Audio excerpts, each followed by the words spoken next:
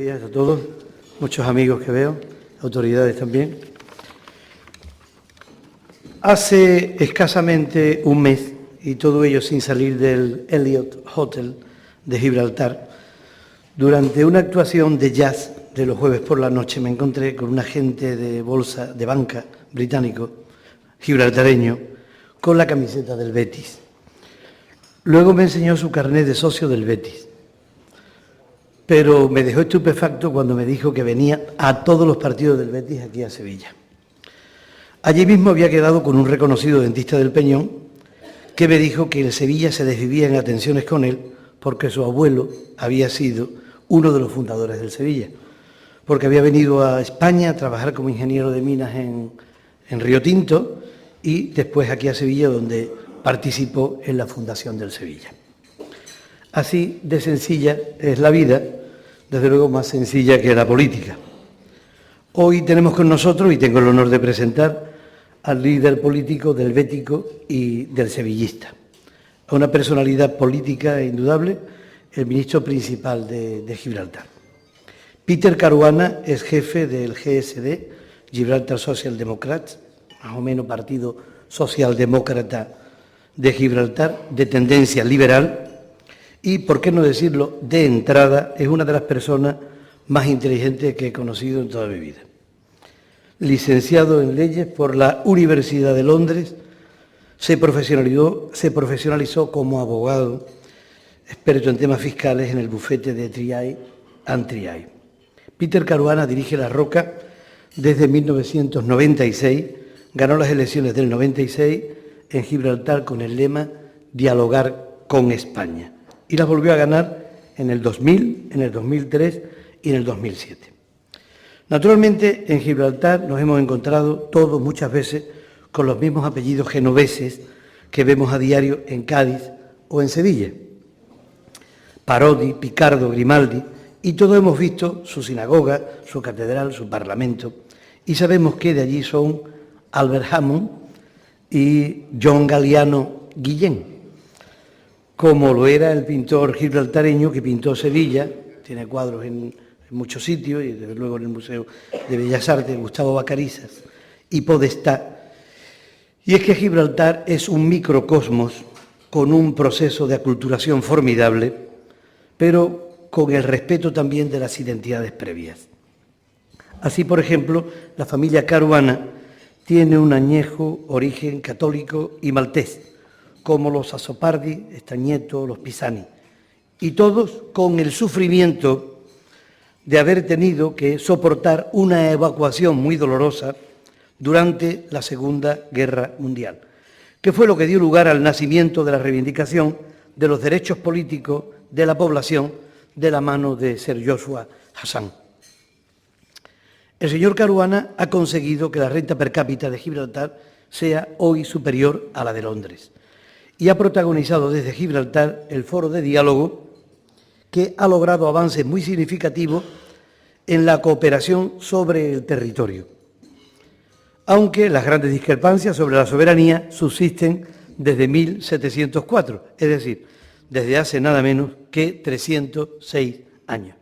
Permítame que diga que siempre he pensado que suceda lo que suceda, un gobierno democrático no puede apartarse de determinados principios y así no puede hacer recaer nunca sobre los ciudadanos las consecuencias de las legítimas discrepancias históricas o diplomáticas entre Estados, como es el caso de España con el Reino Unido, sometiéndolos a los ciudadanos ni a un cerco inhumano ni a penalidades sin justificación.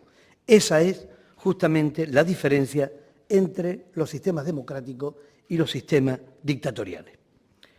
Fue desde este principio como se logró el Acuerdo de Córdoba de 18 de septiembre de 2006, tras la Constitución en diciembre de 2004, es decir, casi 2 años más tarde, para impulsar la cooperación entre ambos lados de la verja y logró la mejora en el uso del aeropuerto, el pago de las pensiones a los trabajadores españoles en Gibraltar, la fluidez en el paso de personas, vehículos y mercancías en La Verja, el código telefónico 305 para Gibraltar y la puesta en marcha del Instituto Cervantes, ya en fase muy avanzada, en Gibraltar. La agenda de cooperación sigue abierta, a pesar de algunos incidentes, a temas medioambientales, aduaneros, de comunicaciones marítimas, policiales, servicios financieros, fiscales, judiciales, de visados y educativos. Este es el conjunto de la agenda que está en estos momentos en discusión. ¿Cómo se ve? Una agenda amplia sobre la que pueden versar sus preguntas, naturalmente. He hablado quizá demasiado, pero antes quiero todavía reiterar mi satisfacción por presentar a un político sagaz, inteligente y con una trayectoria de ministro principal que dura ya más de 14 años. Por tanto, con ustedes, el honorable señor Caruana.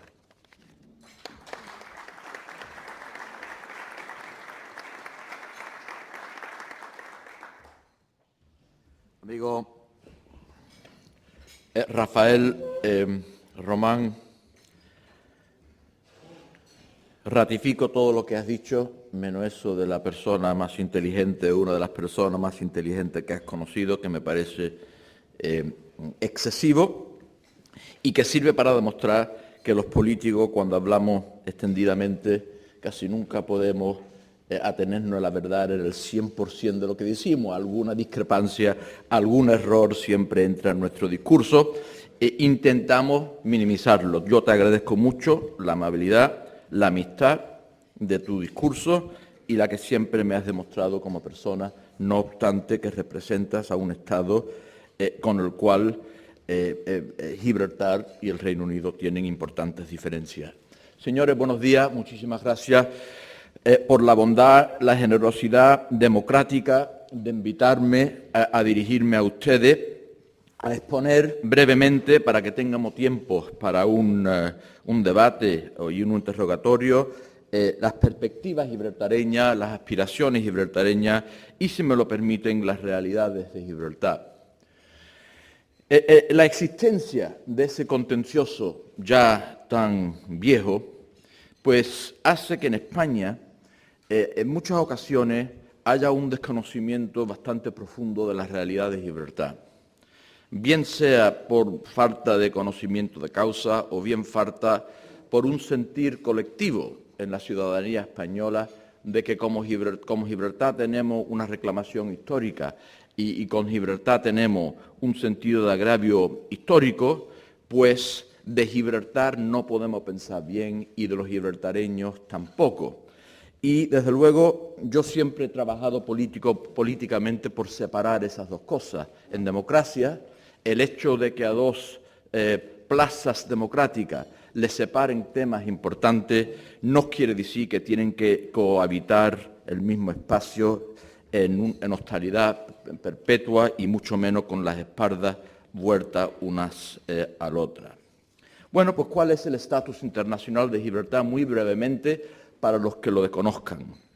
Saben ustedes que es un territorio ultramar del Reino Unido, parte de la Unión Europea, obviamente no como miembro Estado, por su propia cuenta, dado que no somos un país soberano independiente, pero entramos con el Reino Unido no como parte del Reino Unido, Gibraltar no es parte del Reino Unido, pero entramos en la Unión Europea en 1973 con el Reino Unido como un territorio para cuyos asuntos exteriores un miembro Estado, en nuestro caso el Reino Unido, era responsable, y hay un artículo del entonces Tratado de Roma que así lo establecía. Gibraltar goza de un altísimo grado de autogobierno. Tenemos nuestro propio Parlamento, en donde se pasan y se legislan pues todas las leyes de Gibraltar. La legislación del Reino Unido no tiene vigencia en Gibraltar e incluso el Parlamento de Gibraltar traslada a las leyes de Gibraltar todas las directrices comunitarias como lo pueden hacer cualquier otro Parlamento europeo. Tiene un gobierno y su propio ejecutivo, su gobierno que en este momento lidero yo, que se elige después de elecciones legislativas, como en cualquier sitio, por mandato de 3 años. Y ese 4 años, perdona. Y ese gobierno tiene competencias completamente independiente del Reino Unido en toda materia política, salvo asuntos exteriores y defensa. Y por lo tanto, entre el Ejecutivo y el Parlamento de Gibraltar gozamos de autogobierno ejecutivo, administrativo y legislativo en un sentido que roza a lo que sería el que existiría si fuéramos propiamente independientes. En el sistema de gobierno, como impuso el Reino Unido en todas sus plazas por el planeta, el sistema anglosajón ministerial, gobierno, oposición, un sistema político bastante agresivo y bastante adversarial.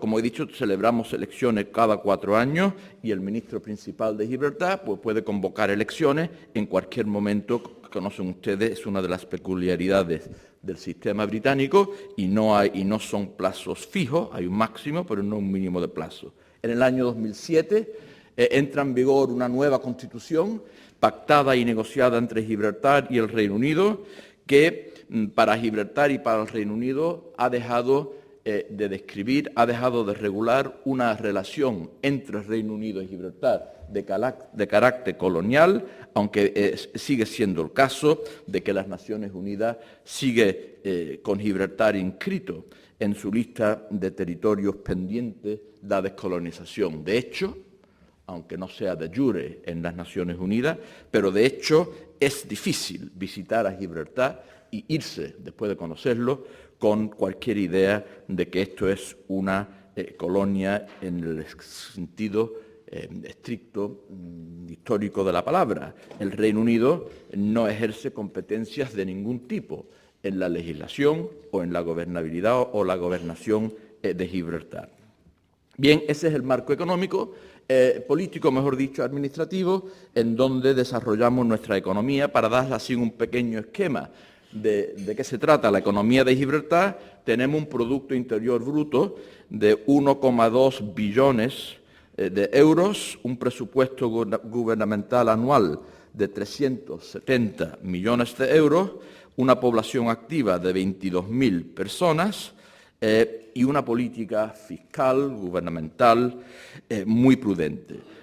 Gibraltar produce superávit presupuestario todos los años, alrededor de 10% el superávit del gasto público y alrededor de entre 3 y 4% del PIB. Tiene una deuda pública que no llega a los 25% del PIB y muy importante para nosotros es que la deuda pública nada más que se gasta para inversiones de infraestructura, para inversiones para el futuro. O sea, para el gobierno de Gibraltar es impensable gastar deuda pública para financiar los gastos anuales presupuestarios o de servicios públicos. Tenemos pleno empleo y además una fuerte apuesta política gubernamental del gobierno de inversiones en obras públicas, de las cuales se benefician principalmente pues, empresas grandes y de medio tamaño, pero casi todas de ellas conocidas por ustedes y españolas. El sector económico consiste en 4 o 5 y esa es una de las fortalezas económicas de Gibraltar. Normalmente las pequeñas economías, y desde luego las tan pequeñas como la de Gibraltar, se caracterizan por tener un bajo grado de diversificación. Si pensáis de los muy pequeños países independientes del Caribe, lo típico es que tengan economías poco diversificadas y que, por lo tanto, cuando hay una situación económica mundial que afecta al sector y medio en donde tienen basado su economía, pues el modelo socioeconómico de estos sitios sufre desproporcionada y adversamente. Gibraltar, sin embargo, tiene 4 o 5 sectores económicos de más o menos cada uno el mismo tamaño, por lo tanto, un grado de diversificación poco habitual en una economía tan pequeña. Y básicamente son actividades portuarias, actividades de turismo, apuestas online, centros financieros y servicios, telecomunicaciones y actividades comerciales locales en general. ¿Cuáles son las razones por la cual un pequeño territorio como Gibraltar, pues ha logrado desarrollar un modelo socioeconómico tan exitoso durante tanto tiempo. Bueno, no tenemos recursos, no tenemos los factores de producción típicos, no tenemos ni recursos naturales, ni recursos territoriales, no hay amplio territorio, no tenemos ni siquiera grandes recursos laborales, no tenemos población muy grande. Tenemos dos cosas, y dos cosas nada más, que es la esencia de nuestra habilidad a tener una economía próspera, que son, primero, el hecho de que tenemos el control de nuestra política fiscal. O sea, en eso está la base principal, el hecho de que Gibraltar, por tener el control de su régimen y sus tipos de impuestos, tanto de sociedades como de individuos, pues ha podido diseñar un modelo económico que ha dado pues esta posibilidad de la cual hemos podido disfrutar. Y segundo, tenemos un convencimiento, que es lo que aportamos al gobierno desde el primer día que fuimos elegidos en mayo del 96, que es reconocer que por no tener los recursos que antes mencioné, el único y el básico recurso económico, la básica materia prima que tiene Gibraltar para desarrollar su economía es su reputación internacional, o sea, cómo ve el mundo a Gibraltar y cómo de solvente lo ve y cómo de estable lo ve y cómo de seguro lo ven las empresas internacionales de prestigio para poder establecer sus actividades en aquella plaza sin poner en peligro la reputación de sus propias empresas. Es irónico que nuestra economía está basada y su éxito responde precisamente a lo contrario de lo que se piensa de Gibraltar en España. En España no se piensa de Gibraltar que es ninguna de las cosas que yo he dicho, al contrario, se piensa que es un sitio donde se hace competencia desleal, que hay falta de transparencia, que es una economía basada en actividades dudosas, etcétera, etcétera. Y sin embargo, todo el éxito que tenemos lo hemos conseguido porque el resto del mundo no comparte esa visión de Gibraltar. El resto del mundo no comparte ese análisis tan crítico de Gibraltar. Por ejemplo, el centro financiero tan duramente criticado y tan mal visto por tantas partes y por tantos sectores políticos y mediáticos en España.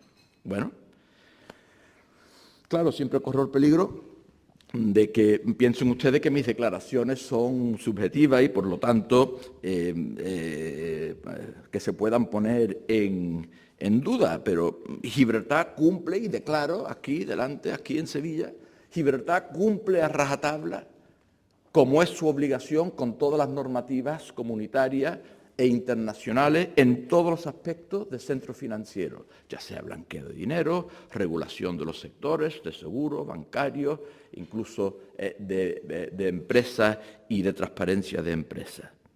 ¿O cree alguien aquí en este salón que tanto poder tenemos en Gibraltar y que tanta influencia mundial tenemos los 30.000 gibraltareños que yo lidero, que el Reino Unido, que es el miembro Estado responsable por Gibraltar dentro de la Comunidad Europea y que es el que responde frente a las instituciones comunitarias y frente a sus socios comunitarios por el cumplimiento o el no cumplimiento de Gibraltar con las obligaciones del Reino Unido con relación a Gibraltar? ¿Piensan ustedes que el Reino Unido se iba a quedar de brazos cruzados pagando ella el pato mientras que yo hago lo que me da la gana en Gibraltar con relación al centro financiero? ¿Creen ustedes que la Unión Europea, que es la Comisión de la Unión Europea, que es la responsable por implementar las normas comunitarias, estaría dispuesto a quedarse cruzado de brazos mientras que Gibraltar incumpliese cualquier normativa europea? Obviamente no. Segundo, Gibraltar tiene un amplio número de acuerdos de intercambio de información a efectos fiscales ya con 23 países mundiales, y no los que nos importan, sino todos los que importan, los Estados Unidos, Francia, Alemania, con el propio Reino Unido. Todas las potencias económicas mundiales tienen ya con Gibraltar un acuerdo modelo OSD para el libre intercambio de información con asuntos fiscales. Y, por lo tanto, no existe esa opacidad de sociedades que tanto se comenta por aquellos comentaristas españoles que lo hacen sin preocuparse siquiera de enterarse de las causas y de los hechos sobre los cuales comentan. Y esa misma oferta, pero más amplia y más profunda, se la hemos hecho también a España. Nosotros tenemos, ya que nuestro centro financiero no depende ni de la falta de intercambio de información sobre fiscalidad, ni de la falta de transparencia de sociedades, le hemos ofertado al gobierno español un más amplio y más profundo todavía que el modelo OSD en estas materias, incluyendo, por ejemplo, cooperación entre los reguladores de sectores financieros, cooperación en todos aspectos de los temas fiscales, para que quede claro, cuando menos al Ejecutivo y a la clase política y a todo el demás que se quiera enterar en España, que Gibraltar no tiene ni la necesidad, ni el propósito, ni la intención, ni las ganas de ser un centro financiero que su vecino vea como una amenaza para sus intereses económicos o sus intereses de tesorería pública.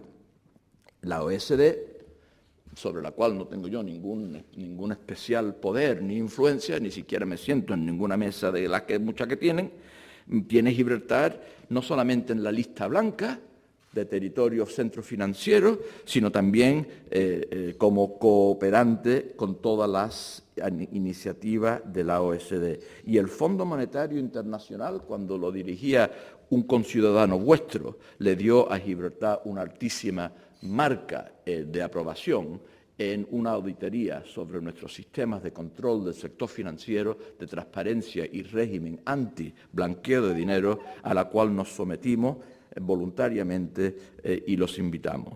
Por lo tanto, el Centro Financiero de Gibraltar ya no es, aunque un día sí lo fue, y tampoco hace tanto tiempo, ya no es un centro financiero basado en esos largos corredores de entrada de bufetes de abogados donde nada más que se veían nombres de sociedades en placas de eso y sin ninguna actividad en el territorio. El Centro Financiero de Gibraltar hoy es onshore de la Unión Europea.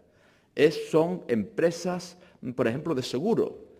El 10% de todo riesgo, por ejemplo, de la clase seguro vehículos, de todo el mercado del Reino Unido, lo escriben sociedades físicamente, no fiscalmente, físicamente establecidas y dirigidas en y desde Gibraltar. El 10% de uno de los mercados más y suma y sigue en muchos otros mercados europeos.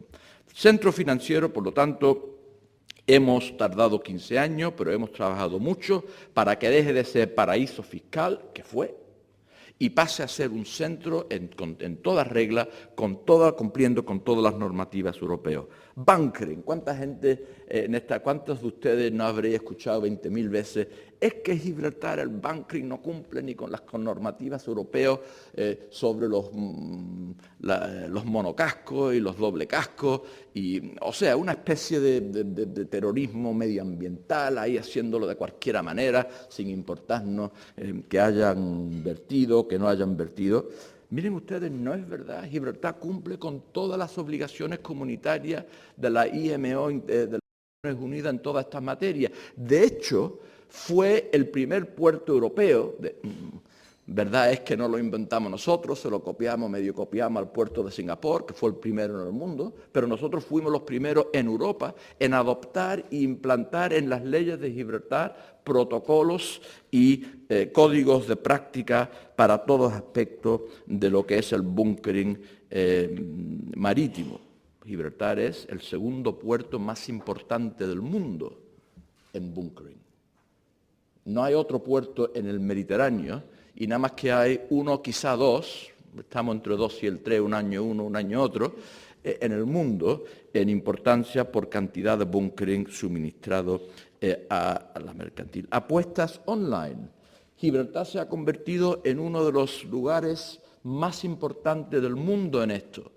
Y precisamente porque hemos atendido a lo que dije al principio de nuestra reputación y guardarla y salvaguardarla, que es el único recurso económico que tenemos. ¿Cómo?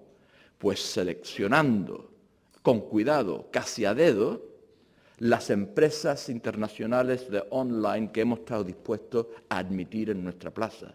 La gran mayoría, el 90 y pico % que han venido llamando a la puerta, se le ha dicho que no cumplen con esa característica que yo he descrito. A Gibraltar nada más que le interesa tener en su plaza económica empresas que le den la importancia a su reputación cooperativa, o sea, a la reputación de su empresa, que el gobierno de Gibraltar le atacha a la reputación del territorio y de su sistema económico. Por lo tanto, nos hemos limitado a 16, 17, 18 empresas de online gaming, entre ellas 5 de las más grandes del mundo, y diciéndole que no a la gran mayoría que nosotros pensamos no nos permitiría supervisarla y regularla de manera que pudiéramos garantizar esa reputación que tantos premiamos. Por lo tanto, tenemos empresas en cola para entrar en Gibraltar de este tipo, de online gaming. ¿Por qué? Precisamente porque es difícil de entrar y quieren estar en un sitio a donde ellos se sientan cómodos y saben que están en un sitio en donde se prima el cuidado, se prima la regulación, se prima un sistema de leyes que garantiza que no van a haber abuso, que no va a haber apuestas online irresponsables con personas menores de edad, con problemas que pueden tener insolvencia económica para hacerlo, etcétera, etcétera. Todas estas cosas están recogidas en nuestra legislación.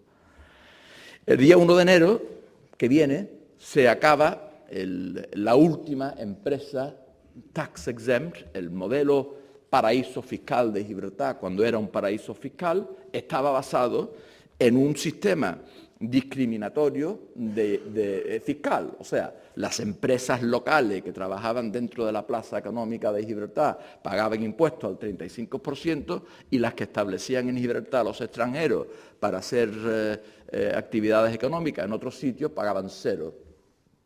Eso es el modelo típico de los paraísos fiscales, de los cuales Gibraltar desde luego era uno. Bien, se acabó. Se acabó porque la Unión Europea, haciéndonos, sin darnos cuenta nosotros a la vez, en ese momento, un enorme favor, nos obligó, por aplicación del régimen de ayudas estatales de la Unión Europea, nos obligó a eliminar esa discriminación sobre la cual estaba basada el Tax Exempt Company de Gibraltar. Por lo tanto, el día 1 de enero entra el nuevo sistema fiscal, que es un régimen fiscal que es igual para todo el mundo, las locales y las internacionales, y hemos fijado el tipo al 10%. Habrá quien piensa, el 10% es bajo. Yo no entro en argumentos de la deslealtad de los tipos de impuestos. Para mí, ideológicamente, tanto política como económicamente, los impuestos bajos son buenos y los impuestos innecesariamente altos son malos. Yo admito debates, claro, obviamente no solamente contra Gibraltar, como si hubiésemos sido los únicos, pero yo admito debate general, y hasta cierto punto los puedo compartir, de que los modelos fiscales pueden ser competencia desleal, pero un modelo convencional que tenga un tipo de impuesto más bajo que el vecino, eso no es competencia desleal, eso es legítima competencia internacional todos los gobiernos del mundo deberían de intentar y trabajar para tener los tipos de intereses, los tipos de impuestos más bajos que sean compatibles, obviamente, con el mantenimiento del modelo de protección social y de servicios públicos que todos los países civilizados europeos deberíamos por obligación tener para nuestros ciudadanos. Bien, los impuestos personales pues van de 0 a 30%. Las personas que ganan menos de alrededor de 9.000 libras esterlinas no pagan nada y los que se aproximan a los 80 o 90.000 libras al año pues pagan alrededor alrededor no 29%, que es el límite, es el tipo máximo de impuestos. Bien, eso es un poco un recorrido muy rápido del sistema económico de Gibraltar. El político, en 4 minutos, para no extenderme excesivamente. Sabemos todos que a España y Gibraltar y al Reino Unido les separan un contencioso muy importante y muy antiguo, que está basado en la reclamación histórica de España para la soberanía de Gibraltar.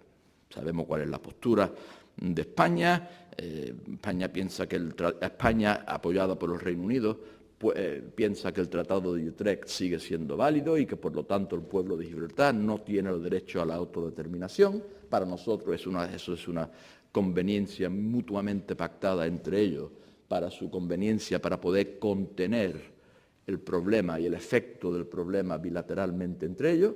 Para el pueblo de Gibraltar el Tratado de Utrecht es irrelevante. Yo no abogo ni argumento ninguna de mis derechos o aspiraciones políticas basándome en un tratado de más de 300 años de antigüedad, cuando no existían ni los derechos democráticos ni los derechos humanos. Pero bien, esa es la postura de España y la postura del Reino Unido. La postura de Gibraltar es que Gibraltar tiene el mismo derecho a la autodeterminación que cualquier pueblo del planeta históricamente, y que ninguno de los argumentos avanzados por España, que sin embargo nos tenemos que enfrentar a ellos porque ahí están, son una realidad, sirven para negarle a 30.000 ciudadanos europeos sus derechos democráticos modernos actual.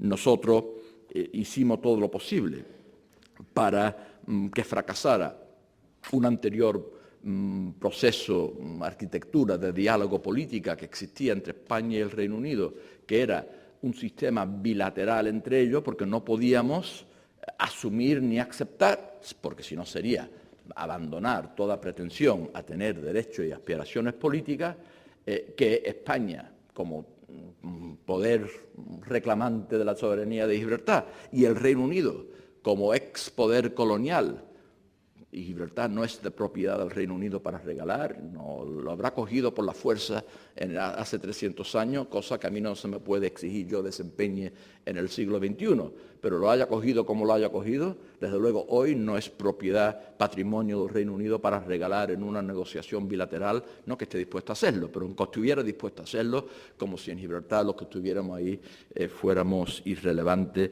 para la fórmula. Ahora bien, yo no estoy dispuesto a participar en diálogo bilateral, ni que el Reino Unido lo haga, cosa que ya se ha comprometido a nunca más volver a hacer, porque vulnera mis derechos como ser humano y los de mis conciudadanos. Ahora bien, ¿eso quiere decir que Gibraltar teme o huye del diálogo con España? Ni pensarlo de la peluca. Como bien ha dicho Rafael Román, yo fui elegido al gobierno de Gibraltar el 16 de mayo de 1996 con una política de empeño de sentarme a dialogar con lo que yo llamaba un proceso digno y seguro para Gibraltar con España, cuando eso en Gibraltar no se estilaba decirlo y había que poner mucha carne política en el asador para defender esa política. De ahí nace el foro tripartito. Yo no voy a entrar en polémica doméstica partidista en España sobre si el foro es esto o es otra cosa. Para Gibraltar, desde luego, el foro tripartito es simplemente una estructura de diálogo que reconoce que es obvio que no puede haber en la Europa democrática del siglo XXI un proceso y un diálogo político sobre un sitio, Gibraltar, sin que participen con un estatus digno los representantes democráticamente elegidos de ese mismo sitio. Ahora bien, ¿es un foro entre tres partes con estatus internacional iguales? Obviamente no. El tan criticado foro reconoce por escrito en su documento de establecimiento que participan en él tres partes, dos de las cuales, Reino Unido y España, son países soberanos e independientes, y que una tercera, Gibraltar, gobierno de, no lo es. A mí eso no me cuesta ningún trabajo reconocerlo. ¿Por qué? Porque es un hecho. Entonces, esto no es un foro en donde una parte gana terreno y la otra retrocede. Ya me hubiese gustado a mí haberlo conseguido. No lo he conseguido. Lo que tenemos es una estructura que permite no solamente un diálogo político para llegar a acuerdos sobre cosas tan importantes como la protección del medio ambiente compartido o la lucha contra la delincuencia, o es que pensamos los que tenemos puntos de vista opuestos con relación a la soberanía de Gibraltar que los beneficiados deben de ser los delincuentes que pueden pasearse por la zona. No. Los políticos democráticos tenemos, primero, obligación de dialogar y dialogar más contra más y más grandes problemas nos separen. El diálogo no hace falta entre los que no tienen problemas. El diálogo nada más que hace falta entre los que tienen problemas y tienen asuntos pendientes. Y por lo tanto, es un foro que no solamente es útil y establece normalidad de relación que permite el tratamiento rápido de problemas que se nos pueden, si no, escapar más ampliamente de las manos, sino que además llega a acuerdos que son de gran beneficio para los ciudadanos de un sitio y de otro. Y, por lo tanto, ahí estamos, tenemos el foro, y diría una cosa más. Yo sé que está de moda decir qué se haría si estuviera uno en un sitio donde no está hoy con el foro.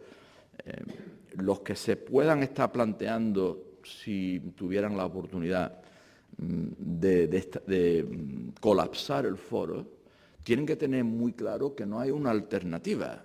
O sea, el Reino Unido se ha comprometido con Gibraltar por escrito y solemnemente, y en su propio Parlamento y en las Naciones Unidas, donde lo dice todos los años, que no hay vuelta a un proceso bilateral sin el consentimiento de Gibraltar, que obviamente nunca veremos.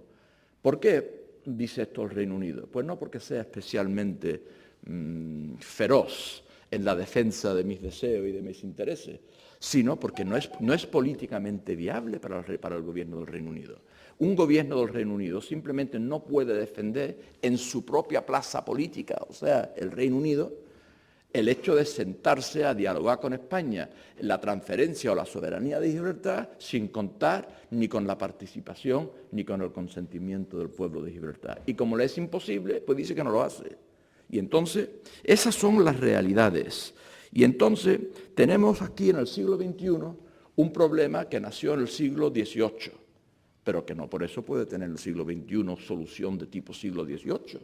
Yo no entro en que si la historia a España le hizo una injusticia o no le hizo una injusticia. Desde luego, la conducta de 1704, de ir por ahí en barcos de vela, cogiendo los territorios que le dieran a uno la gana, aunque fuera en el contexto de la guerra de la sucesión a la corona española, hoy en día de eso no estaríamos de acuerdo con ese tipo de comportamiento ninguno de nosotros. Bien, pero no por eso se me puede exigir a mí que desempeñe, pagando con mis derechos modernos, democráticos, humanos, el que yo y mi pueblo desempeñe esa deuda que España piensa tiene pendiente con ella la historia.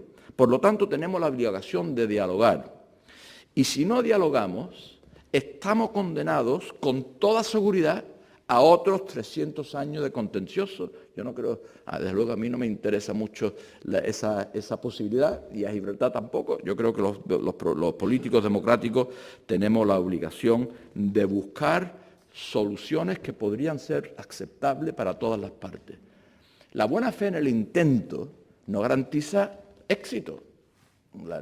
Uno puede participar en un diálogo, incluso en una negociación sobre cualquier materia, con buena voluntad y que después, porque las partes no se pueden poner de acuerdo, no hagan éxito. Por lo tanto, yo digo, en España habrán muchísimos españoles, o quizá todos los españoles, que piensen que Gibraltar debería de ser español. Bien, yo eso no lo comparto, pero puedo llegar hasta comprender el porqué. Lo que a mí me cuesta mucho trabajo, acto seguido, ir a comprender, a poder comprender, es que esos mismos ciudadanos españoles, democráticos, de la España democrática, que ha tomado su lugar en la familia y como una de las democracias más grandes y más importantes de la Unión Europea del siglo XXI, que esos mismos demócratas ciudadanos españoles que piensan que Gibraltar debería de ser español, piensen, además, y que por lo tanto hay que obtenerlo con o sin el consentimiento y la voluntad del pueblo afectado de Gibraltar. Una cosa no lleva automáticamente a la otra. A China sí le llevó una cosa directamente a la otra con relación a Hong Kong, porque a China ¿qué le importaba que los 2 millones de ciudadanos de Hong Kong estuvieran o no de acuerdo con la transferencia de Hong Kong al hombre? Si no le importan los derechos humanos de su propia población, ¿por qué le va a importar los derechos democráticos y humanos de los afectados ciudadanos de Hong Kong? Pero España no es China. España es un país que va por el mundo con todo derecho y con toda certeza y con todo mérito de su lado, predicando los derechos humanos, predicando los principios democráticos, y no puede ser su política con Gibraltar la única que nos refleje ese instinto democrático que tiene como fundamento toda política de España. Yo cuando oigo políticos en España de decir la política de España sobre Gibraltar es inalterada durante 300 años, y digo, madre mía, ¿eso qué es? ¿Cosa buena o cosa mala? A ver, ¿cómo se puede justificar en una democracia seguir defendiendo una misma política en cualquier tema, olvidarse que es Gibraltar, en cualquier tema, durante 300 años, con todo lo que ha pasado en el mundo durante estos 300 años y ignorándolos todos, como si no hubiese pasado nada en el mundo que habitamos durante 300 años que justifique ni siquiera la más pequeña modificación de una política de Estado de un país democrático con relación a cualquier tema? Si no fuera la política sobre Gibraltar, a ver, ¿pensarían ustedes lógico que España tuviera hoy, en 2010, la misma política en cualquier otro tema que en 1713? No es lógico. Y por lo tanto, las soluciones, los aspectos, las consideraciones a poner sobre la mesa cuando se trata políticamente del tema de Gibraltar en el siglo XXI, tienen que ser de tipo siglo XXI, reflejando los principios que compartimos todos y los valores que compartimos todos en el siglo XXI. Por lo tanto, y acabo, tenemos dos opciones. Tenemos dos opciones. O vivimos con nuestra espalda vuelta uno al otro y nos condenamos a otros 300 años de contencioso, o entramos en un proceso político de diálogo constructivo, democrático, a ver lo que ocurre en él. Nosotros optamos por el segundo. Los que quieran optar o prefieran optar por el primero tendrán que responder ante futuras generaciones por la imposibilidad de haber hecho progreso en un problema que ya, por sus características, está fuera de lugar en la Europa del siglo XXI. Señora Presidenta, señor Presidente, le agradezco mucho esta oportunidad y me someto a algo o muchas cosas habré dicho para provocar a uno o a más de los aquí presentes y gustosamente me someto a su interrogatorio para ver si mis puntos de vista son viables o no.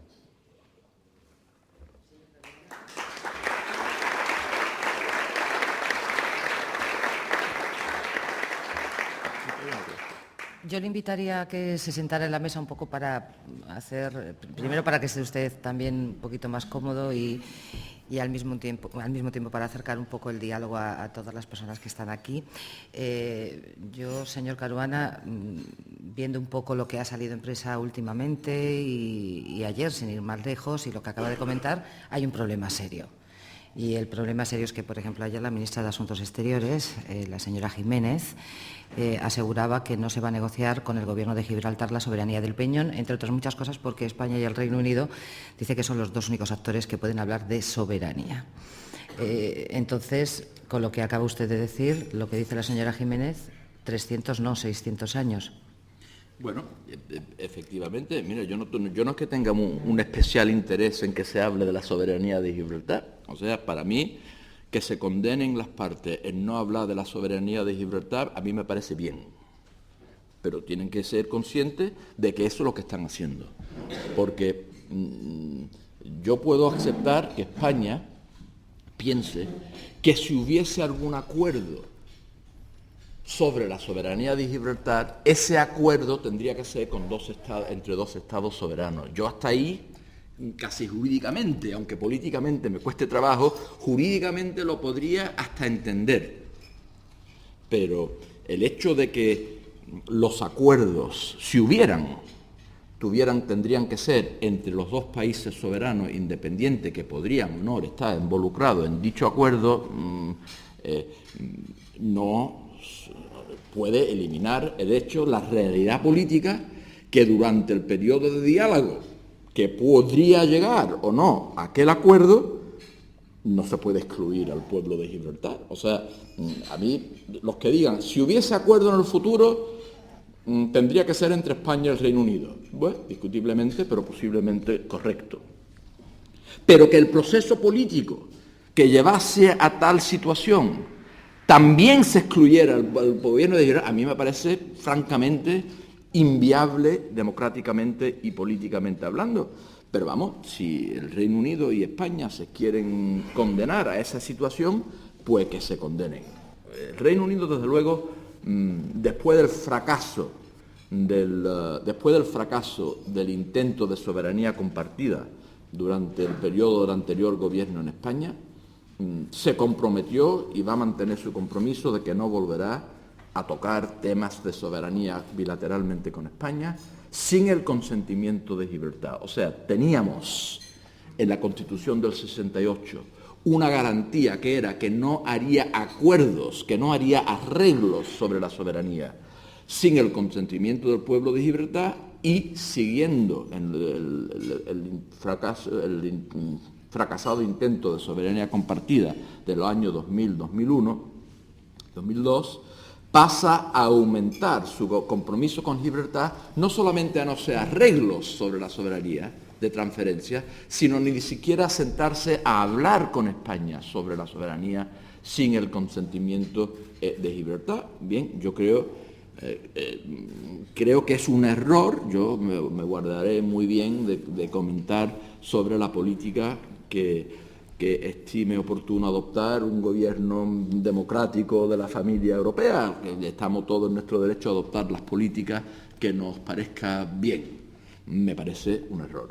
Me parece un error porque nos condena todo a, si fuese así, yo comento sobre los hechos contenidos en su pregunta. Yo no he oído las declaraciones y por lo tanto, pero las reconozco, es la postura tradicional, ¿no? Tampoco ha dicho, si ha dicho eso, no ha dicho nada nuevo, es la postura clásica de toda la vida, ¿no? Que desde luego nosotros no nos causa ningún problema, pero que sí dificulta o imposibilita el proceso político que sería necesario como acto previo a cualquier desarrollo feliz del llamado contencioso.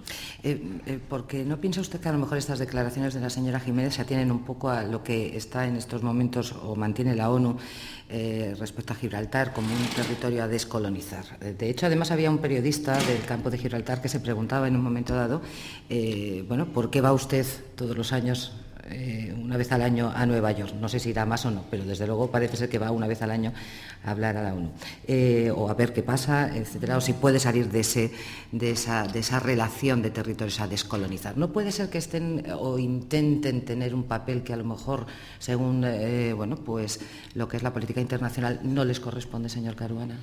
No, mire usted, a mí me invita todos los años a hablar las Naciones Unidas, y me invita porque las Naciones Unidas no comparte esta postura española de no reconocer a Gibraltar como interlocutor válido en su propia causa. Esa es una postura que no comparte las Naciones Unidas, que no desarticula la interlocución de la parte afectada en supuesta defensa de una postura unilateral partidista de una de las partes. Como las Naciones Unidas no hace eso, pues me invita todos los años a hablar. Me invitan 2 veces al año. Una vez al comité en junio de descolonización, a la cual ya no voy, porque me siento descolonizado por mi nueva constitución, y una segunda vez al comité cuarto, o sea, el comité político, ya todos los países reunidos en su capacidad de comité cuarto político de las Naciones Unidas, porque hablan de soberanía. Yo voy a las Naciones Unidas a salvaguardar la soberanía de Gibraltar, no a reclamar la autodeterminación que considero ya ejercido. Mire, a mí me parece un grave error. Yo no soy abogado de la parte del argumento español, pero si fuera, lo que yo estaría asesorando al Ministerio de Asuntos Exteriores en España, que es un grave error táctico y estratégico, ligar, como lo hace la diplomacia española, el tema de la soberanía y de la descolonización. O sea, el argumento, que ya habéis oído todo muchísimas veces, es, por el Tratado de Utrecht, que tiene una cláusula que le da derecho de primera opción a España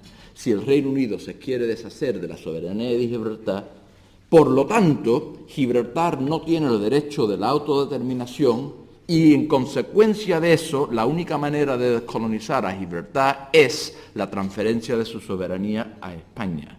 Error jurídico-político de tipo más grave. ¿Por qué? Porque es incierto que la única manera de descolonizar a Gibraltar es o sería violando la supuesta cláusula de primera opción de España con relación a la soberanía y por lo tanto que no existe otra y tiene que ser eso. ¿Cuál?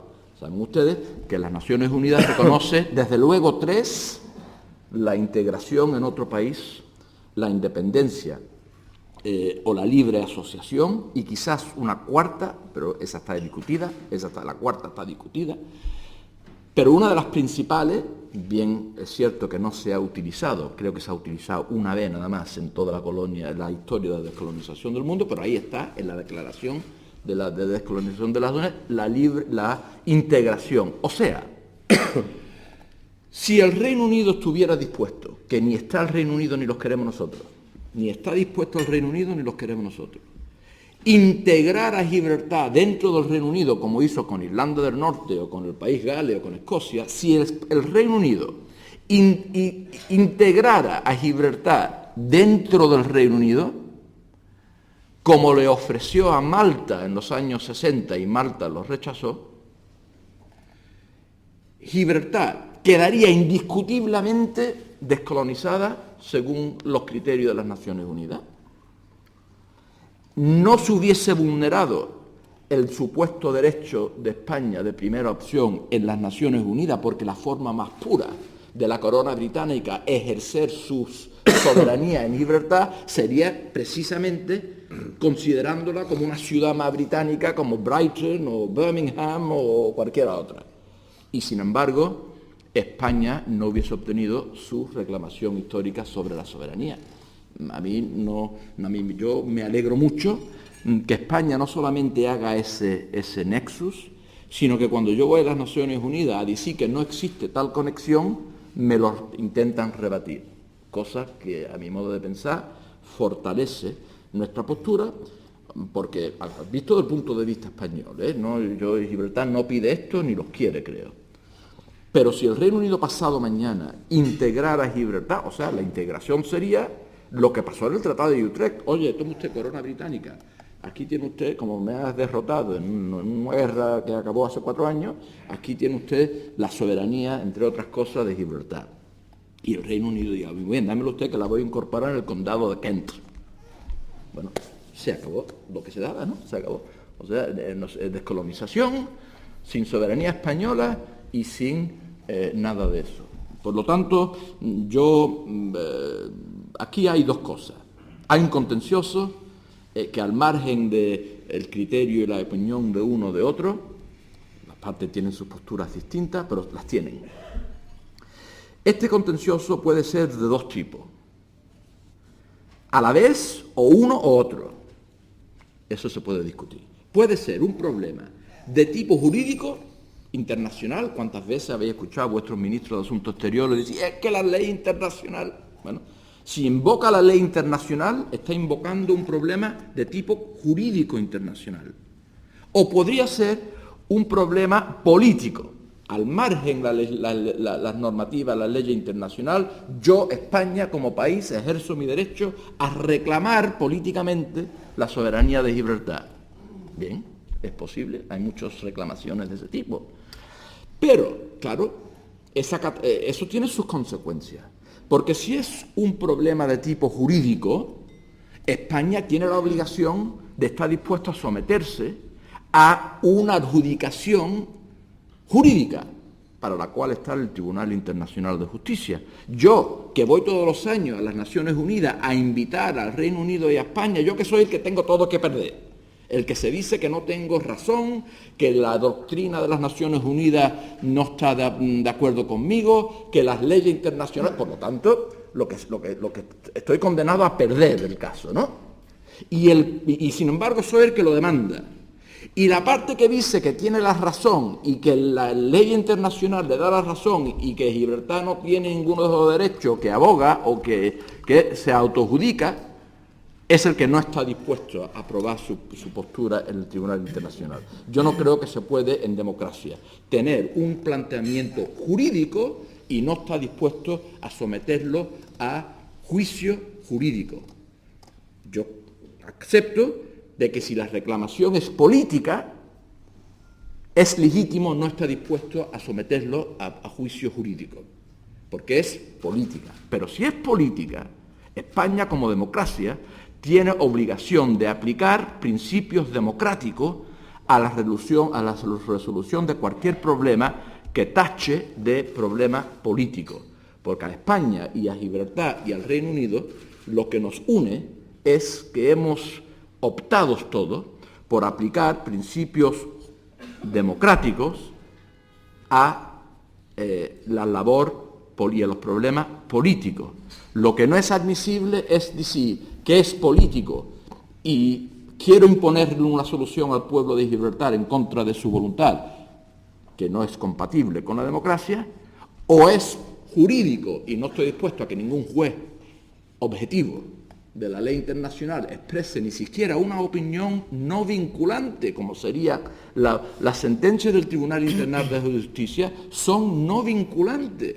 Son simplemente una expresión de opinión no vinculante sobre las partes. Lo que no se puede hacer es tener un planteamiento que no se aplica ni el criterio internacional objetivamente establecido, porque claro, yo si no tengo razón, yo no quiero estar pesado 300 años más. Lo que no estoy dispuesto es a que me roben mis derechos como ciudadano europeo si tengo razón. Vamos a ver quién la tiene. Pero hay una cuestión, por ejemplo, usted ha señalado Gibraltar no es parte del Reino Unido, no es propiedad del Reino Unido, por otra parte España que está reclamando la soberanía. ¿Es Gibraltar una tierra de nadie? Es decir, ¿ustedes de dónde se sienten? ¿Dónde están? ¿Creen ustedes que el Reino Unido realmente les quiere para algo? ¿Les necesita, aparte de su situación geoestratégica? No sé qué relaciones mantienen con el Reino Unido. Es que da un poco la sensación de que ustedes no quieren estar ni allí ni aquí, que quieren ser independientes e ir por libre. No, Gibraltar no queremos ser independientes, antes nada porque el Reino Unido no nos lo permite. Y entre otras cosas porque el mundo globalizado actual es un sitio peligroso para los muy pequeños sitios independientes. Y además, ¿quién es independiente hoy? Sin independencia económica no hay independencia política y eso lo están viendo muchos países europeos hoy mismo. Y por lo tanto, Gibraltar simplemente no acepta la limitación de opciones, que es la premisa de su pregunta. ¿Por qué tengo que elegir entre ser colonia británica o pasar a ser de soberanía de un país a la cual no he pertenecido en 300 años? ¿O es que el hecho de que los gibraltareños no quieran ser algo que no han sido en 300 años Eso equivale en vuestro sentido, en vuestro sentir, equivale a ser anti-español. Porque mira, Portugal también es un país amistoso, democrático, magnífico, precioso, igual que España. Pero los ciudadanos de Ayamonte, cuando se le pregunten, oye, ¿quieren ustedes ser de soberanía Portugal? Dirán, no, muchas gracias. Y los portugueses no dirán, oye, ¿por qué soy ustedes antiportugueses? No, señor, no somos antiportugueses. Simplemente no tenemos esa tradición, no somos españoles, no hemos sido españoles durante 300 años. Es mucho más tiempo que ha existido los Estados Unidos de América, Canadá, Australia. O sea, ¿quién aboga hoy en día cualquier política basada en volver las fronteras del planeta a lo que eran en 1704? Pasando por encima, por el camino, adoptando la postura para poder llegar a esa conclusión de que hay 30.000 ciudadanos europeos que no tienen ni voz ni voto en el futuro de su patria natal y que tienen que someterse a una imposición de un territorio comunitario en contra de su voluntad. A mí me parece una política insostenible para España, aunque tuviera razón históricamente. Nada de lo que he dicho hoy, por supuesto no creo que la tiene, pero nada de lo que he dicho hoy depende en que España no tenga razón históricamente, aunque la tuviera. Es una política insostenible para una España democrática en Europa en el siglo XXI. El Reino Unido, para contestar en 3 segundos a su pregunta, el Reino Unido yo creo que si se pudiera deshacer de Gibraltar, se desharía, porque ya no tenemos la utilidad militar que tenía, que era para lo que principalmente nos quería. Bien, pero para el Reino Unido se siente obligada a jugar por las reglas del juego democrático y dice, por mucho que a mí no me sirva ya Gibraltar y por mucho que sea un incordio tener que estar peleado con España por este sitio, yo no puedo levantarme. No hay un primer ministro británico, ni un gobierno británico, y los que conocen ustedes, los ingleses, lo sabrán igual que yo, que se va a levantar un lunes por la mañana y va a decir, hoy voy a entregar a Gibraltar a España en contra de la voluntad de los españoles, o sea, de los gibraltareños. O sea, el que piense eso simplemente desconoce las características básicas, o sea, los ingredientes de la tortilla llamada británicos. ¿Cree que el PP, como dice el PSOE, utiliza Gibraltar como arma arrojadiza y de un modo electoralista? ¿Perdón? ¿Cree que el PP, como dice el PSOE, utiliza Gibraltar como arma arrojadiza y de un modo electoralista? Bueno, la pregunta me obliga a hacer lo que casi nunca hago, que es meterme en asuntos doméstico-político español, pero vamos, si me obligas con pena de muerte. Hombre, con pena de muerte no, señor Caruana. Yo diría, Usted yo diría que lamentablemente sí, cosa que nosotros lamentamos, porque incluso durante los momentos más difíciles entre España y Gibraltar, los ciudadanos del campo de Gibraltar y de Gibraltar hemos sabido mantener nuestras relaciones transfronterizas, cosa que se está viendo ahora empañada porque por primera vez esa utilización de Gibraltar como balón político ya no está limitada ni a la esfera nacional, sino se está haciendo dentro del ayuntamiento de la línea, cosa que es peligrosísima para las relaciones transfronterizas. Y yo creo que la respuesta que he dado no le va a extrañar a nadie, dado que es Gibraltar, Marruecos, Cuba, Venezuela, o sea, todo, no se me ocurre un tema de asuntos exteriores en donde no creo que estén el gobierno y oposición, que legítimamente, yo creo que en España se exagera un poco eso de que en las democracias los gobiernos y las oposiciones están siempre de acuerdo en las políticas exteriores. No es el caso en el Reino Unido, desde luego. Yo creo que eso es un poco, esas declaraciones que se hacen es ahí. Por lo tanto, a mí no me extraña que hayan estas luchas partidistas en materia de asuntos exteriores. Es muy normal en tantísimas otras democracias del mundo.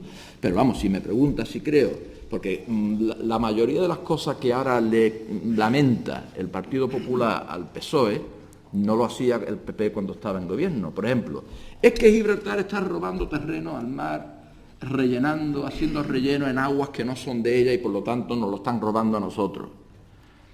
Hoy por hoy en Gibraltar no hay ningún, y se cita siempre el llamado East Side o Sovereign Bay famoso de Gibraltar.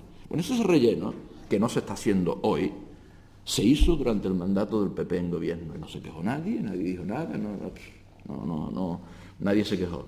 La actuación de la Guardia Civil en las aguas de Gibraltar, que en estos momentos es una polémica que tenemos que salvar políticamente entre las partes, y que en eso estamos trabajando, es una conducta que ahora se exige, o sea, el derecho, porque la Guardia Civil, ¿cómo se atreven a interferir con la Guardia Civil cuando ejercen sus competencias policiales en nuestras aguas españolas? Bueno, yo le digo que en los 8 años que estuvo el PP gobernando en España, la Guardia Civil no entró en las aguas de Gibraltar ni una vez para ejercer competencias policiales. Ni una. Entonces, objetivamente visto desde fuera, parece ser parte de una política de oposición que a su vez a mí me parece bien.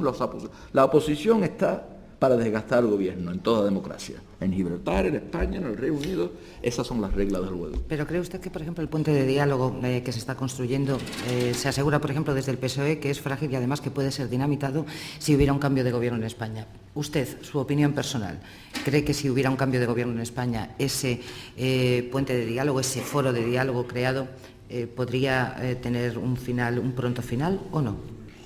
Hombre, no me gustaría provocar un resultado por yo mismo hacer la provocación. Yo creo que no. Yo creo que no, porque en la oposición, todos los partidos de la oposición, nosotros hemos sido, el partido de Rafael ha sido partido de la oposición, el actual oposición, el PP, en Gibraltar yo he sido oposición. Los partidos de la oposición se pueden tirar el lujo, cuando no tienen responsabilidad de gobernación, de adoptar posturas populistas, de adoptar posturas sin responsabilidad. Y después, en nuestra cultura política se dice siempre un viernes por la mañana, porque las elecciones son siempre en un jueves, en el Reino Unido y Gibraltar. Después, un viernes por la mañana, si te encontraras ostentando los poderes de gobernación, de pronto esa libertad de decir lo que te da la gana, un día una cosa y otro día otra, pues eso se acaba. Porque tiene obligaciones de manejar, por ejemplo, las relaciones bilaterales entre España y el Reino Unido, que se apoyan mutuamente en Europa en muchas cosas, que tienen muchas agendas en común en Europa. Y entonces, bueno, pero usted, ¿yo ahora qué voy a hacer? O sea, porque hace 3 años, cuando estaba en oposición, un diputado de Cádiz dijo que si entramos en poder me cargo al foro tripartito, yo ahora me lo voy a cargar. No, porque cargármelo es enfrentarme al Reino Unido con consecuencias para España mucho más negativas de lo que esto tiene importancia. Y por lo tanto, yo creo que no, pero vamos, si lo hiciera, que lo haga a sabiendas de que no hay una alternativa. O sea, sería condenar a las 3 partes a la ausencia de una infraestructura de diálogo, y no podría haber una circunstancia más peligrosa, ni para los intereses de Gibraltar, ni para los intereses del Reino Unido, ni para los intereses de la propia España, que haya un vacío de arquitectura política, de diálogo con relación a Gibraltar. ¿Por qué? Porque aunque no consiga nada, sirve de mecanismo de contención de lo que si no serían consecuencias imprevisibles en una relación, y lo que quieren las partes es, está bien, tenemos un problema, no lo podemos solucionar, ¿no? Bueno, está bien, si no lo podemos solucionar, pero mientras tanto no vamos a tirar todos los tiestos para la ventana, ¿no? La vida tiene que seguir, hay otras cosas que también son importantes, con que los problemas, mientras que no se puedan resolver, hay que contenerlos. Y esto es también, además de un proceso, para lo que ya dije antes, es un proceso que sirve de contención. Quitarlo sabiendo que no hay otro, a mí me parecería un acto de irresponsabilidad inestimable. Yo no creo que lo harían. Hay un montón de preguntas. Sí, más brevedad entonces, ¿no? Un poquito, sobre todo porque es bueno, que, los que me conocen saben lo difícil que es esto, ¿no? Para que nos dé un poquito de tiempo, por ejemplo, Eduardo del Campo del Mundo, del diario El Mundo, pregunta: ¿cuál sería el mejor estatus final para Gibraltar? ¿Mantener el status quo actual? ¿No? El status quo actual no nos disgusta, nos complace, pero ¿es el status quo final de Gibraltar? Yo personalmente creo que no. La respuesta a la pregunta sencillamente es esta. Mi obligación como dirigente político de Gibraltar no es indoctrinar a los gibraltareños de lo que tienen que pensar y lo que no tienen que pensar sobre una futura posible solución al contencioso. Esa no es mi obligación. Mi obligación es proteger su derecho a elegir y a no ser víctima de imposición, que es lo que hago. Bien, que hay propuestas. Cualquiera sería buena, siempre y cuando sea libremente aceptada por el pueblo de Gibraltar. Por ejemplo, yo he dicho muchas veces que una propuesta que yo creo que España no está en condición y no tiene ánimo de hacer en estos momentos, o quizás nunca, una propuesta para una posible solución del tema de Gibraltar, que es problema para todo en cierta medida, sería, por ejemplo, un estatus como el de Andorra, que es una situación en donde, bueno, ustedes la conocen, la Andorra del posterior a su nueva constitución del 1993, no anterior, por supuesto. Bien, pues si eso fuera viable, yo diría, bueno, pongámoslo al público de Gibraltar en referéndum. Yo incluso no vería imposible recomendárselo al pueblo de Gibraltar, pero al final el que va a decidir el futuro del pueblo de Gibraltar no es ni Caruana ni el sucesor de Caruana, es el pueblo de Gibraltar, que es el que tiene el derecho a decidir su futuro y a no ser víctima de imposición. A ver, porque cuando se dice el pueblo de Gibraltar no tiene derecho a la autodeterminación, una frase que se dice tantas veces que ya sale casi con naturaleza de la boca, pero vamos a entenderla. Que Gibraltar no tenga derecho a autodeterminación quiere decir, en otras palabras, que en el siglo XXI, en la Europa de la Unión Europea, es admisible que a 30.000 personas que viven en un territorio comunitario se le impongan, por negociación bilateral entre dos partes, otras, un futuro soberanista sin tener en cuenta su voluntad y a sabienda que es en contra de su voluntad.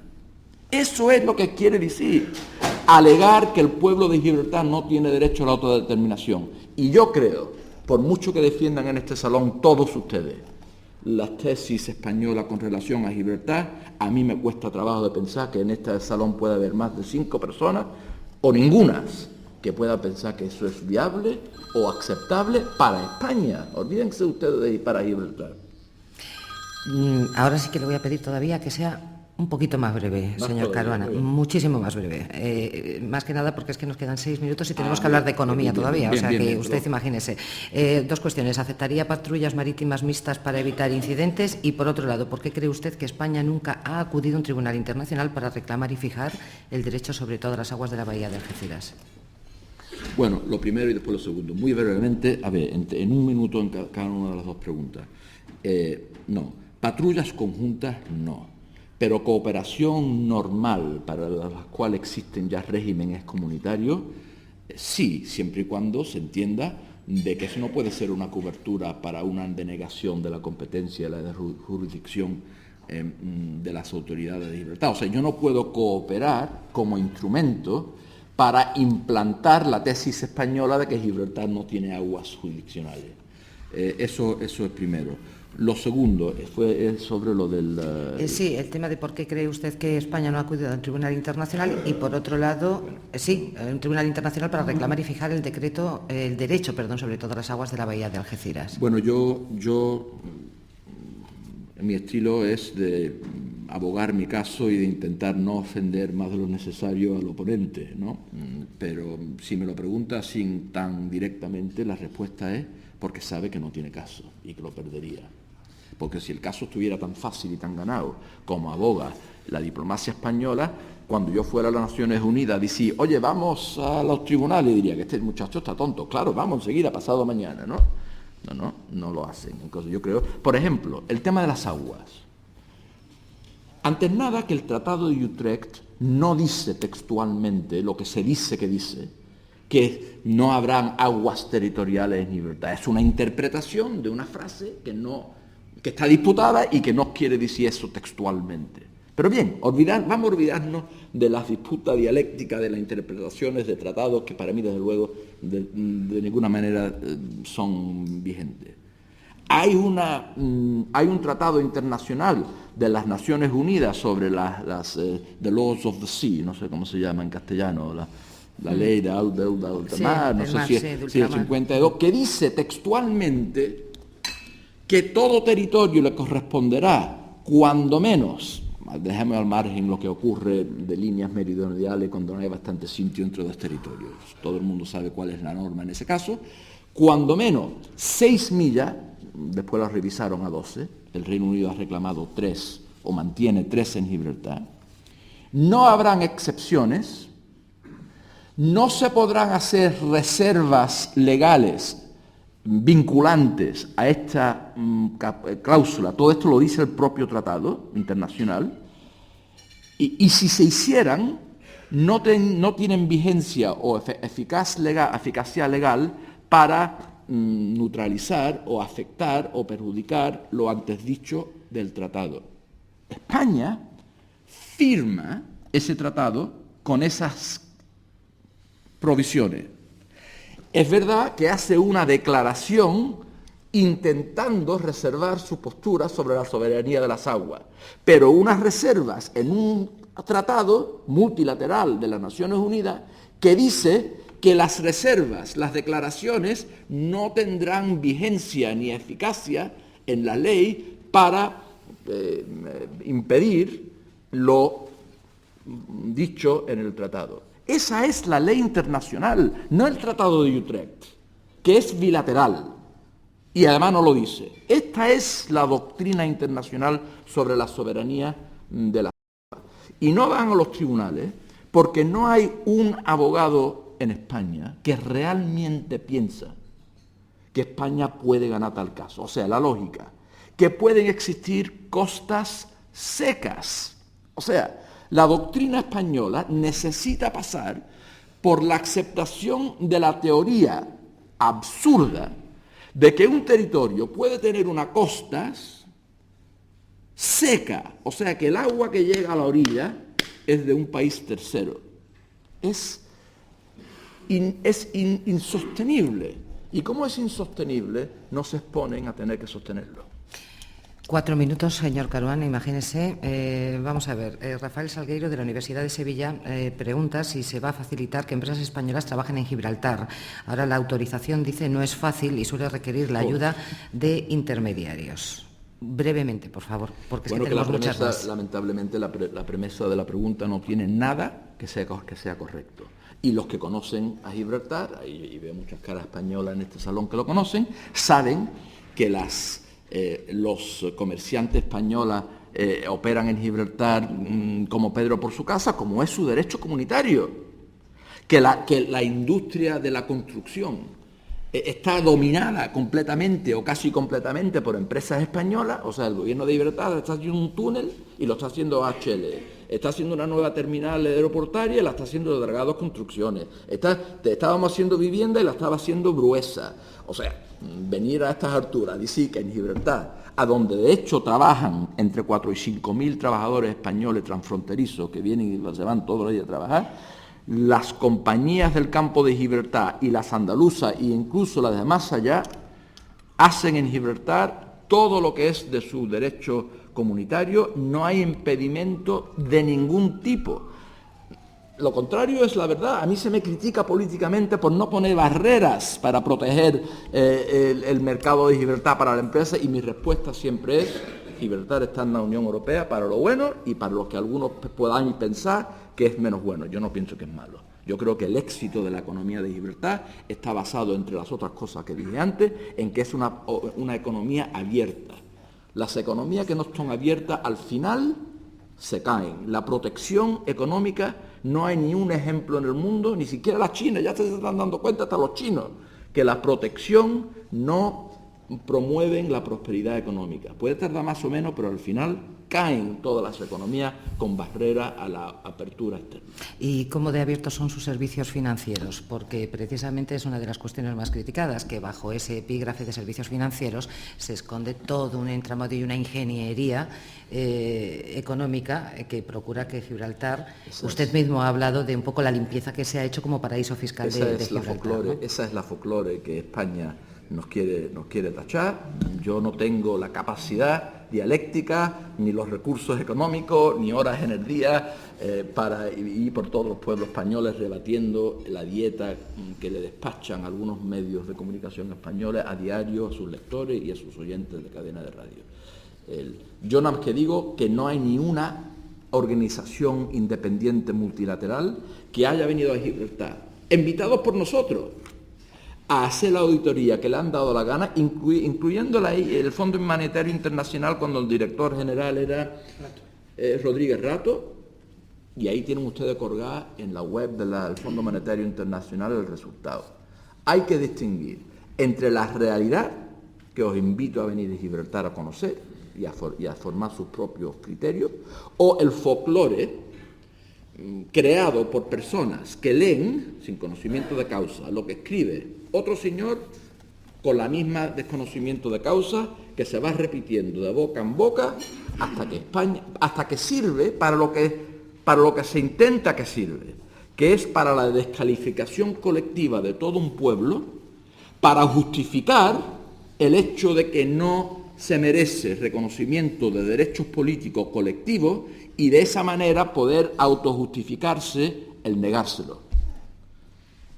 Porque yo no tengo capacidad para marear la perdiz ni con el Fondo Internacional, ni con la Unión Europea, ni con el Gobierno del Reino Unido, ni con el Departamento de Justicia de los Estados Unidos que han venido nadie. O sea, pero no tengo la capacidad, lo reconozco, para rebatir esta folclore motivada políticamente, a mi modo de pensar, que quiere tachar a Gibraltar de irresponsable y de mal vecino en todos los aspectos de su economía. Bunkering, terrorismo medioambiental. Centro financiero, nido de blanqueadores de dinero.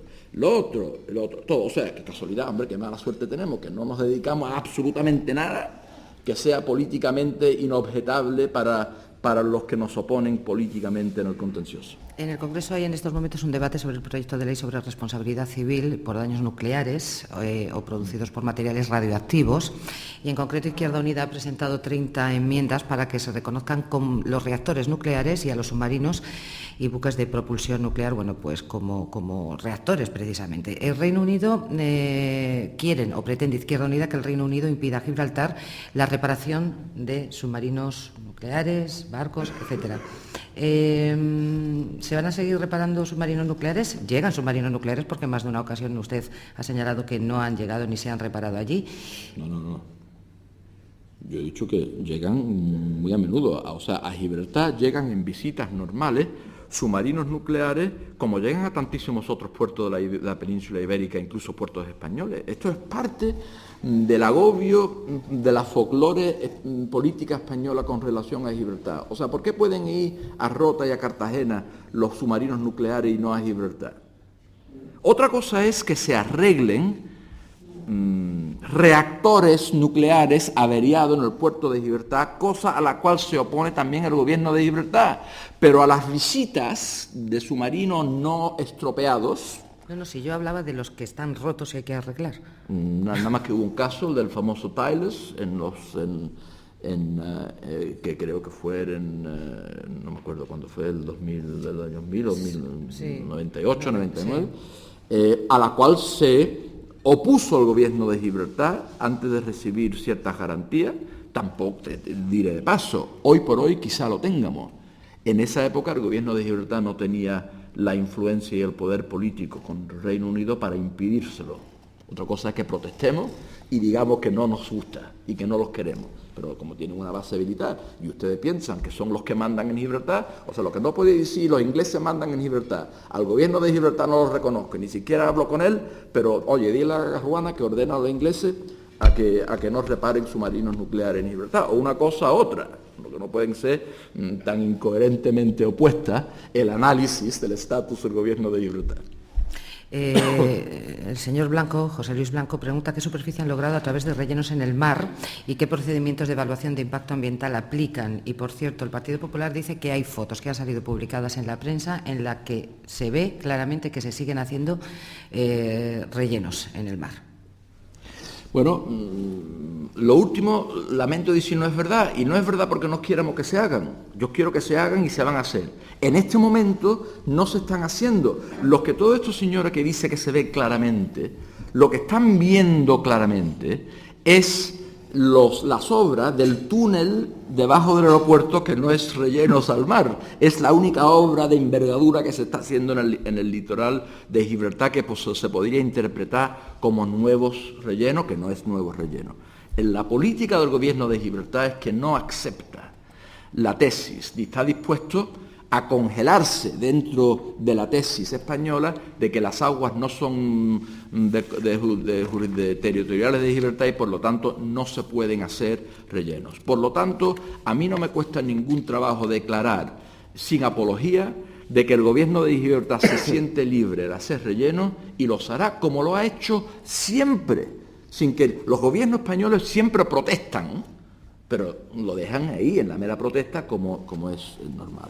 Entonces, no hay relleno, podrán haber relleno, habrán relleno, y el otro aspecto de la pregunta... Sí, el impacto ambiental, el control del bueno, impacto pues estamos ambiental. sometidos a las normativas europeas. Nosotros hacemos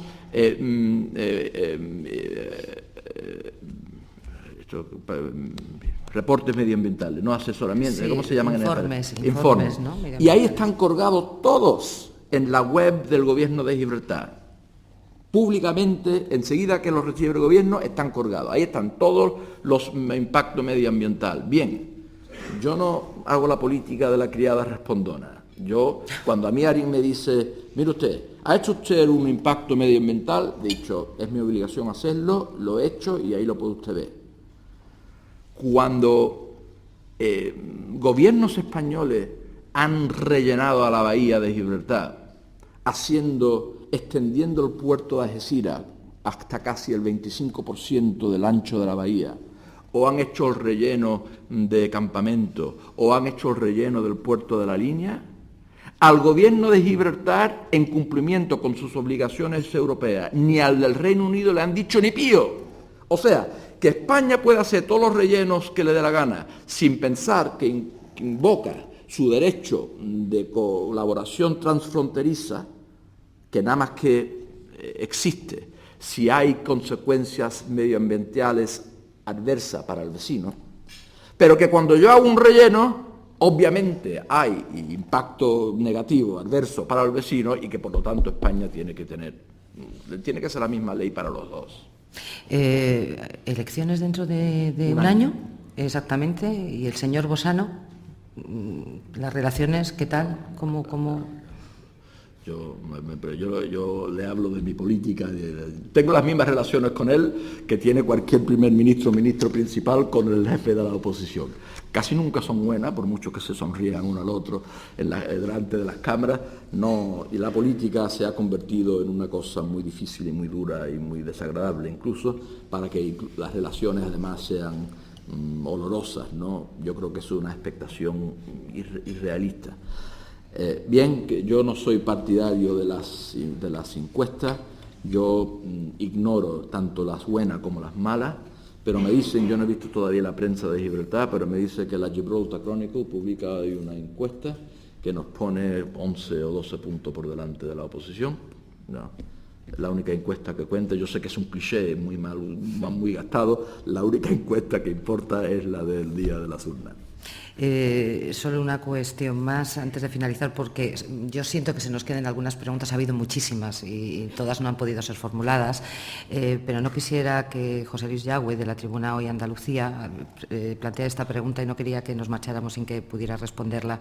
Dice que hay ciertas acusaciones sobre usted de que le acusan de ser, o a Gibraltar en líneas generales, un mal vecino, ¿no? Dice que ¿qué se tendría que hacer para que ustedes fueran un buen vecino, teniendo en cuenta que viven 12.000 familias de la línea, 7.000 trabajadores que cruzan cada día la verja, si de Gibraltar, perdón, viven 12.000 familias de la línea y 7.000 trabajadores cruzan cada día la verja? ¿Por qué el PP les acusa de ser malos vecinos? Pregunta. Bueno, yo no considero que somos malos vecinos, tampoco llevo una cuenta de balance de lo que hacemos nosotros por el campo o lo que hace el campo por nosotros. El mundo se está globalizando, ya ni siquiera regionalizando. o continentalizando, globalizando, las economías ya no funcionan ni siquiera a nivel continental, mucho menos a nivel nacional y mucho menos todavía a nivel de pueblo. O sea, eso que lo que es bueno para Gibraltar es malo para el campo y lo que es malo para el campo es bueno para Gibraltar, a mí me parece una barbaridad. Gibraltar tiene el mismo interés que prospere socioeconómico el campo de Gibraltar, como yo espero que tenga el campo de Gibraltar que prospere Gibraltar, porque ambos nos beneficiamos del otro. Yo no vengo, ya habré dicho, que yo no he dicho, oye, que en Gibraltar le damos puestos de trabajo, que si no, no lo tendrían por el momento malo que pasa en este momento. Igual que nosotros damos puestos de trabajo a ciudadanos españoles hoy, y España da muchos beneficios a Gibraltar, hay muchos gibraltareños que viven en España, que gozan de las oportunidades sociales, de ocio e incluso comerciales en España. Esto es mutuo y recíproco, ¿no? Y esto no se trata de llevar, por lo que a nosotros nos concierne, no se trata de llevar una cuenta, a ver, ¿quién es más desleal? Tú conmigo, yo contigo. En Gibraltar vienen gente a comprar cosas que son más baratas, la gasolina, el tabaco, el whisky, el perfume. Y a España van casi todos los gibraltareños a comprar lo que allí es más barato, que es casi todo lo con comestibles, casi todo lo que tenga que hacer con muebles, casi todo lo que tenga que hacer con máquinas de lavar o lavavajillas o nevera. Y yo no me pongo a hacer contabilidad, a ver, el balance, no, eso es absurdo y es politizar, es otro síntoma. Es otro síntoma de querer valorar todo lo bilateral entre España y Gibraltar con ojos y por mira de el perjuicio político que se tiene en muchos sectores en España en contra de Gibraltar por la existencia del contencioso. Pues don Javier Bellido, responsable, director para Administraciones Públicas en Andalucía y Extremadura del Grupo Vodafone, va a ser quien ponga quien clausure este acto. Adelante. Pues nada, pues muchas gracias, Mar. En nombre del Grupo Santander y de Vodafone España, queremos agradecerle a todos ustedes su presencia hoy aquí. Queremos agradecer a la gente de Nueva Economía por su fantástica organización y, por supuesto, a don Peter Caruana por habernos dado un poquito más de conocimiento sobre la realidad de Gibraltar y sobre el contencioso famoso, pues esas palabras que ha tenido y eso que nos ha ayudado seguro a conocerlo un poquito mejor. Quería invitarles a todos ustedes a la próxima conferencia, que es el día 2 de diciembre, aquí mismo en Sevilla, de don Pablo Carrasco, director de la RTVA, y de nuevo pues agradecerle su asistencia. Muchas gracias. Muchas gracias.